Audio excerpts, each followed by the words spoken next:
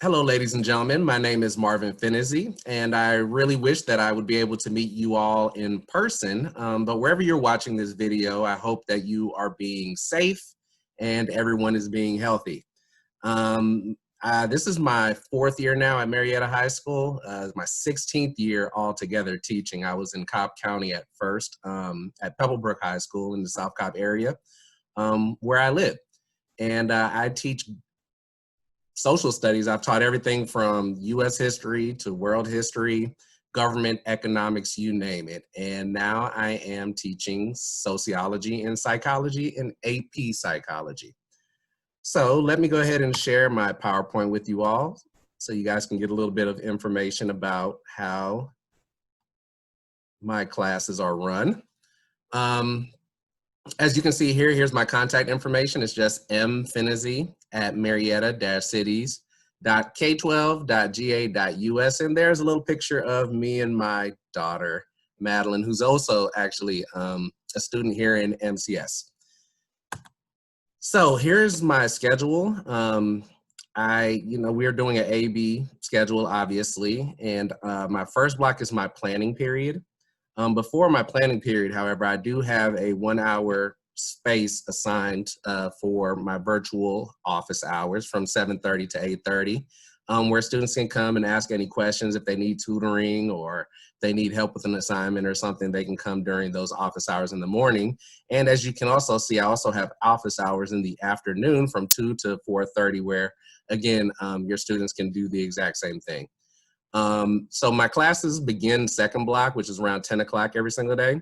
I begin teaching psychology, sociology, and AP psychology. So when your students log into Schoology and they go to my course, the first thing that you'll see on the introduction page of the course is the link to the class, the link to the Zoom sessions, I should say.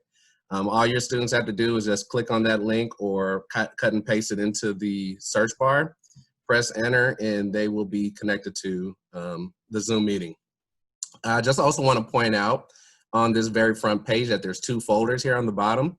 The first one is a course information and orientation folder, and in that folder you would find things about the course like the syllabus that we're actually going to talk about in a second.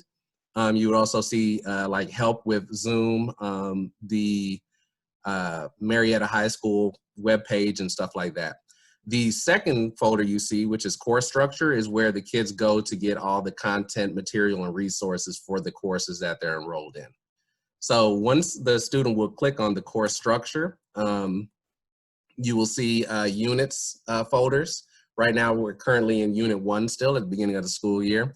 And once you click on Unit 1, the way it's set up, and most teachers, and mine included, are the different lessons with the date on which that lesson was had.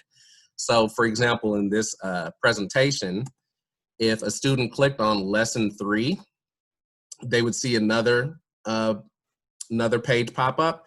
And this is all the things that we did on that day on August 18th here on Lesson 3. Where you can see that there's notes that are embedded into the Schoology. There's graphic organizers and Word documents that they also have access to. There's also quizzes and discussion boards that can be had. And then there's also a folder, for example, if I do give homework, there's a folder that says homework on it, where the kids click on that and it gives them the resources and instructions for whatever the homework assignment is for that day. So just a little bit of information about my psychology and sociology classes. The way the syllabus is written and approved is that formative assessments, classwork, homework, if we're doing some kind of reading, class participation, all those things fall into formative assessment, and that's 60% of the overall grade that your student will receive in this class. The other 40% is all the summative assessments that the student will be responsible for. And that's when we're talking about our projects, tests, quizzes, and those kind of things. Some other important information and points is that the Zoom sessions may be recorded at the teacher's discretion. And when I do record the sessions, I always upload those up to Schoology as well. So if a student does happen to miss a class for whatever reason, they can always look at the videos from that day's class to catch up. My late policy is that 10 points are deducted for every calendar day an assignment is late. So again, let's say, for instance, there's an assignment due on Tuesday. If the student turns it in on Thursday, that would be 20% off of the original grade if it's an unexcused absence. Now, if the student has an excused absence, then points will not be deducted. As for grade recovery, I know a lot of times parents and students alike ask about opportunities to improve their grades if they're not happy with a test or an assignment or whatnot. There will be opportunities throughout the semester where I do provide an opportunity to recover their grade.